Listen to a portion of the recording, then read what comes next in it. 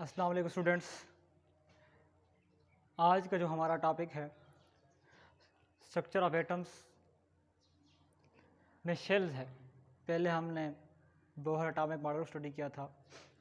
Next हमारा topic है shells को हम स्टडी करेंगे, सब शेल को स्टडी करेंगे और इसके बाद हमने इलेक्ट्रॉनिक कॉन्फ़िगरेशन को स्टडी करना है। तो फर्स्ट ऑफ ऑल शेल्स क्या होते हैं? मेन एनर्जी लेवल होते हैं students that electron electron can occupy।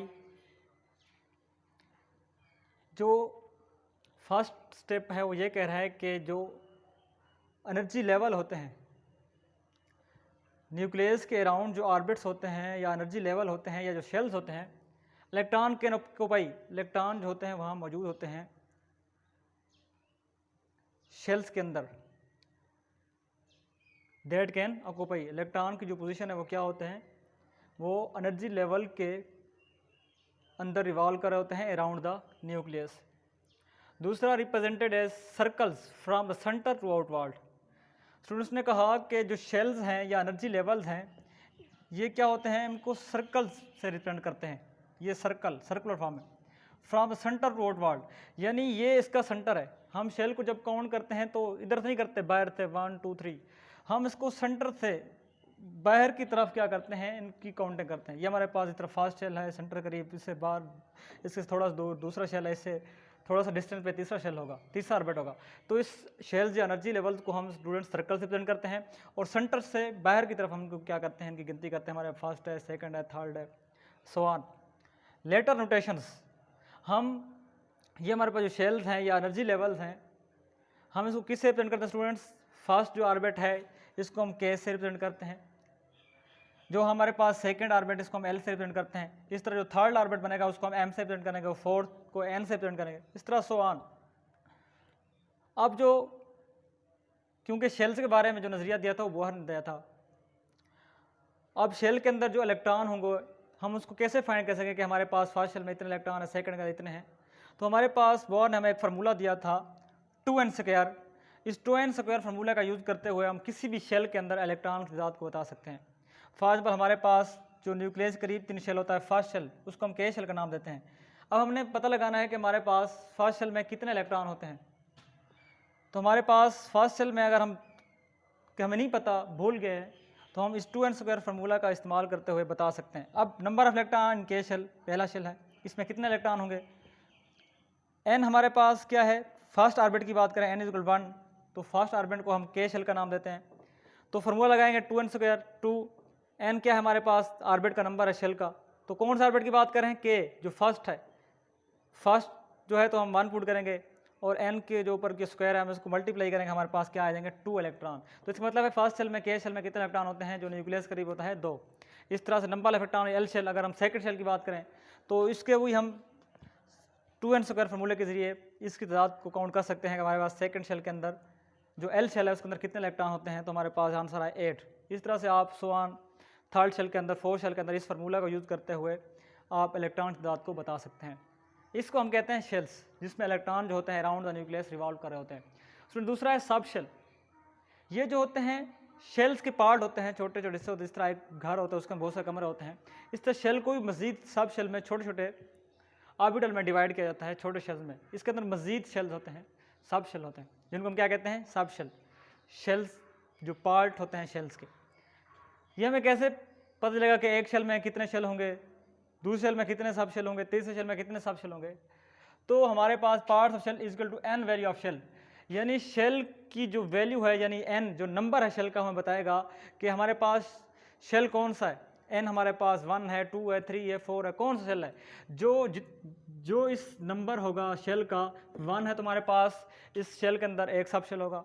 अगर हमारे पास n की वैल्यू 2 है तो इस शेल के अंदर हमारे पास 2 सब शेल होंगे। अगर 3 वैल्यू है तो हमारे पास 3 सब शेल होंगे। तो हमारे पास अगर हम k की बात करें, k हमारे पास फर्स्ट शेल है, शेल हमारे पास क्या है, n = 1, फर्स्ट शेल है। तो फर्स्ट शेल के अंदर कितने सब शेल होंगे, मैंने अभी बताया, सो इट फेल है 1 सब शेल, यानी जितने शेल का नंबर होगा उसके अंदर उतने ही सब शेल होंगे। अब n है, n जो हमारे पास क्या है, 1 है, एक ही शेल है, तो इसके अंदर सब शेल भी एक होगा। अगर हम सब शेल को अगर हम लेटर नोटेशन किससे रिप्रेजेंट करते हैं, स्मॉल लेटर, इंग्लिश हरूफ के स्मॉल लेटर से रिप्रेजेंट करते हैं, S T, D and F.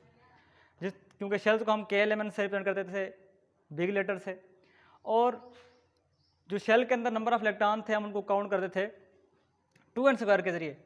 यहाँ पे हमें बता दिया गया है कि हमारे पास जो सब शेल होंगे, अगर हमारे पास फर्स्ट शेल है, एक शेल इसके अंदर एक सब शेल होगा, वो है एस हमारे पास। अगर हमारे पास एल शेल है, क्योंकि दूसरा शेल है, तो इसके अंदर 2 सब शेल होंगे। अभी बताया कि जो शेल का नंबर होगा, ये थर्ड शेल है तो इसके अंदर 3 सब शेल होंगे, ये फोर्थ शेल है तो हमारे पास 4 सब शेल होंगे। अब हमें पता लगाना है कि हमारे पास इन सब शेल के अंदर इलेक्ट्रॉन कितने होते हैं।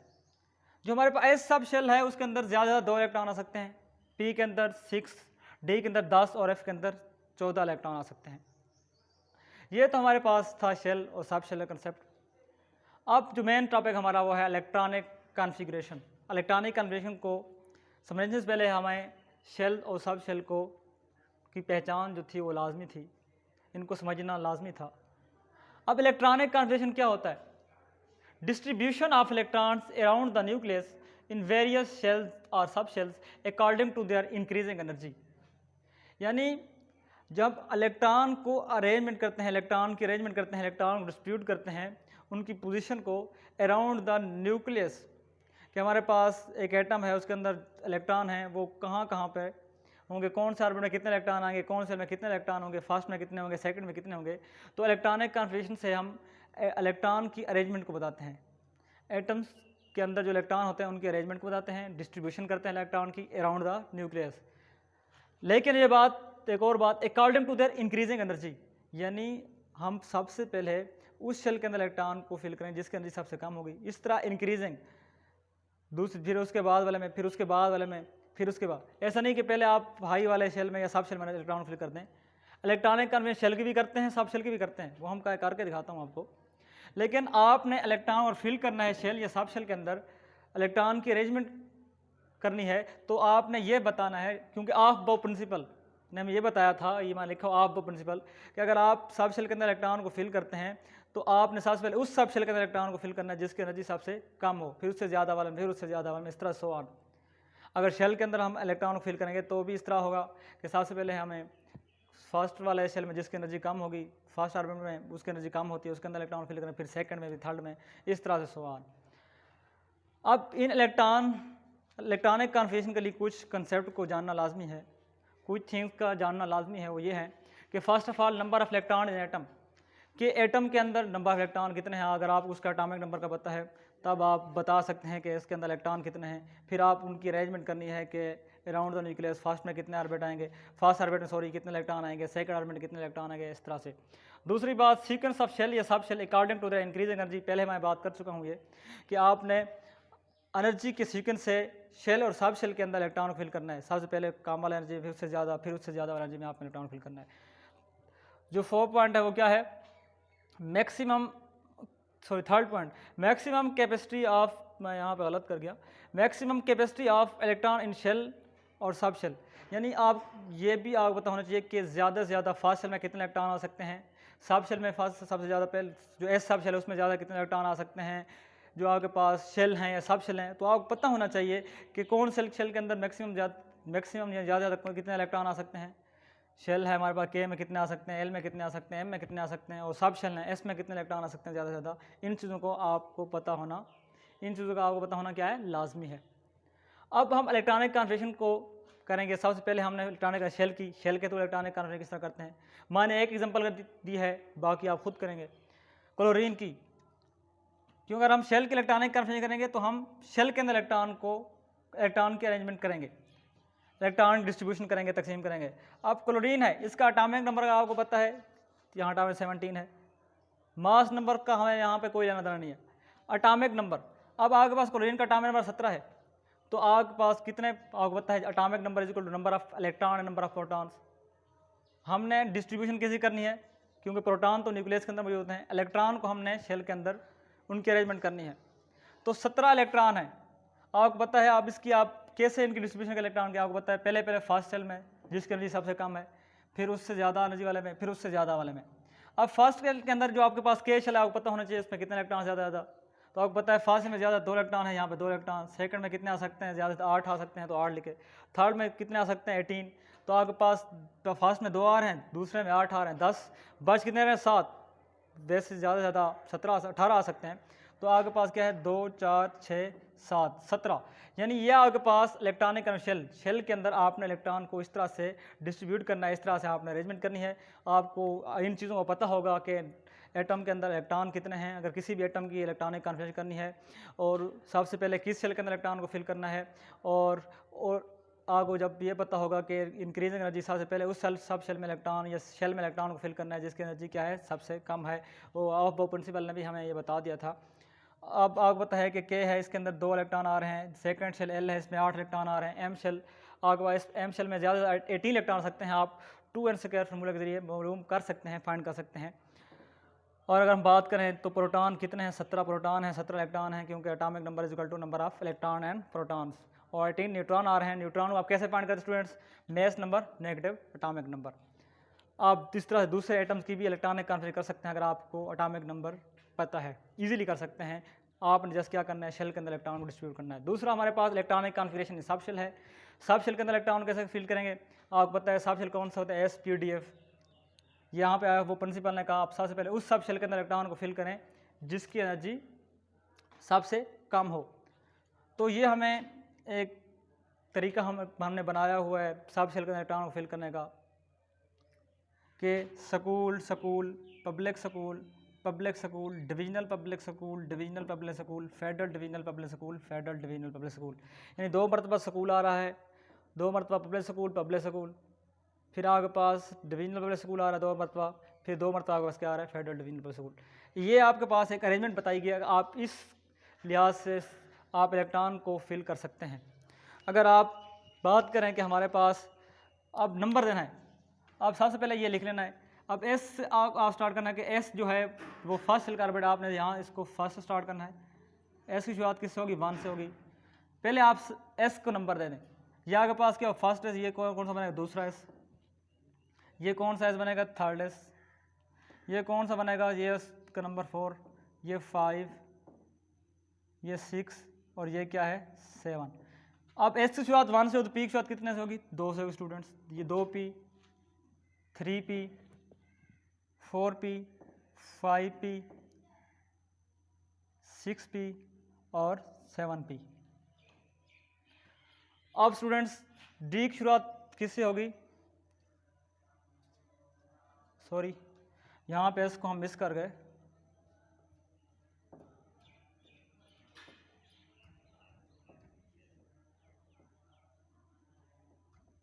One S, 2s, 3s, 4s, 5s, 6s, 7s और 8s। पी की हमने करी थी, पी की शुरुआत 2 से की थी, तो डी की कितने से करेंगे स्टूडेंट्स, 3 से, 3d, 4d, 5d और 6d। अब एफ की शुरुआत किससे करेंगे स्टूडेंट्स, हम 4 से करेंगे, 4f,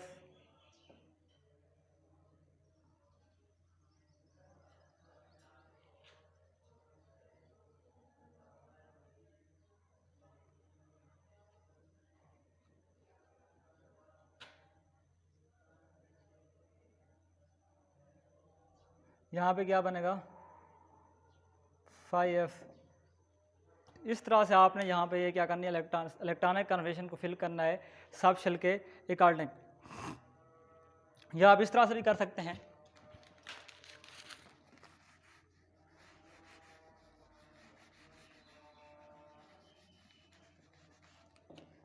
दोबारा आप देखें school public school, divisional public school, federal divisional public school, आपको पता है कि एस की बात किसी 1 से, यहाँ के पास क्या होगा 2s। पी की शुरुआत कितने से होगी, 2 से होगी, एस की शुरुआत 1 से हुई है। यहाँ के पास 3s, यहाँ पे 2p हो गया, अब कौन 3p आएगा, 3s हो गया 4s। अब डी की शुरुआत पी एस की शुरुआत 1 से, पी की 2 से, तो डी की कितने से होगी 3 से। अब पी क्या होगा 4, S4 चल रहा है तो 5, D कौन सा चल रहा है 4 तो 4D, 3 चल रहा है, P4 चल रहा है तो 5, S5 चल रहा है तो 6। इस तरह से आपने नंबर देना है इसको, इस हिसाब से यहाँ तक। क्यों स्टूडेंट्स, 9th की जो इलेक्ट्रॉनिक कन्फिग्रेशन, हम 9th के बारे में पढ़ रहे हैं, स्टडी कर रहे हैं 9th केमिस्ट्री, तो इसकी इलेक्ट्रॉनिक कन्फिग्रेशन हम करते हैं एटॉमिक नंबर 18 तक। एग्ज़ाम में जो इलेक्ट्रॉनिक कन्फिग्रेशन आती है वो क्या होती है, 18 एटॉमिक नंबर 18 तक आती है, तो आपको 18 एटॉमिक नंबर एटम तक इलेक्ट्रॉनिक कन्फिग्रेशन आनी चाहिए। जो एलिमेंट है एटॉमिक नंबर 18 वाला, वहाँ तक आपको क्या होना चाहिए, इलेक्ट्रॉनिक कन्फिग्रेशन चाहिए। तो आप सबसे पहले अगर हमने 17 लाया है, 18 वाला नहीं लिया, 17 वाला, तो आप इसकी सब शेल के अंदर इलेक्ट्रॉनिक कन्फिग्रेशन कैसे करेंगे स्टूडेंट्स, अकॉर्डिंग टू ऑफ बाउ प्रिंसिपल। सबसे पहले आपने क्या करना है, क्लोरीन की कर रहे हैं हम, कितने इलेक्ट्रॉन है 17, सबसे पहले उस सब शेल के अंदर इलेक्ट्रॉन फिल जिसकी एनर्जी कम है, तो ये हमें अरेंजमेंट बता रही है, उसके अंदर सबसे पहले फिल करें, इसकी एनर्जी सबसे कम है, उससे ज़्यादा, उससे ज़्यादा। तो एस के अंदर आपको पता है ज़्यादा कितने इलेक्ट्रॉन है, 2 आपने, क्योंकि 17 इलेक्ट्रॉन की डिस्ट्रीब्यूशन करनी है सब शेल के अंदर, और इसके अंदर कितने आते हैं 2, फिर 2 2 4, पी के अंदर ज़्यादा कितने आते हैं 6 4 10, और आपके पास एस के अंदर कितने आते हैं फिर 2 10 2 12, पी के अंदर आ तो 6 सकते हैं, लेकिन यहाँ पे हमें कितने इलेक्ट्रॉन बचे हुए, 12 हो गए, 5 मजीद बचे हुए थे, वो हमने क्या कर दिए, पी के अंदर ऐड कर दिए। तो ये हमारे पास इलेक्ट्रॉनिक कन्फिग्रेशन क्लोरीन की सब शेल के थ्रू, ये जो इलेक्ट्रॉनिक कन्फिग्रेशन क्लोरीन की वो हमारे पास थी शेल्स के थ्रू। इस तरह आप किसी भी एलिमेंट्स की इलेक्ट्रॉनिक कन्फिग्रेशन शेल या सब शेल के थ्रू कर सकते हैं। स्टूडेंट्स आपने प्रैक्टिस करनी है, ये सारा नहीं करना, आपने जस्ट यहाँ तक याद करना है, 2 2 4 10 2 12 12 6 18, क्यों 9th में यहाँ तक इलेक्ट्रॉनिक कन्फिग्रेशन आती है। आप इस यहाँ तक याद कर सकते हैं या पूरा याद करें आपकी मर्जी, लेकिन 9th क्लास में 18 एटॉमिक नंबर तक इलेक्ट्रॉनिक कन्फिग्रेशन दी जाती है, चाहे वो शेल से पूछ सकते हैं और सब शेल से भी इलेक्ट्रॉनिक कन्फिग्रेशन पूछ सकते हैं। अगर मज़ीद आपको समझ नहीं आई हो यहाँ इस लेक्चर में, तो आप मज़ीद क्वेश्चन करके यहाँ पूछ सकते हैं, अगर आपको कहीं कन्फ्यूजन है या प्रॉब्लम है। और बाकी एग्जांपल आप खुद करनी है, मैग्नीशियम की, सोडियम की, अगर मज़ीद भी अगर आपको प्रॉब्लम हो तो आप मुझसे कमेंट में पूछ सकते हैं। ओके।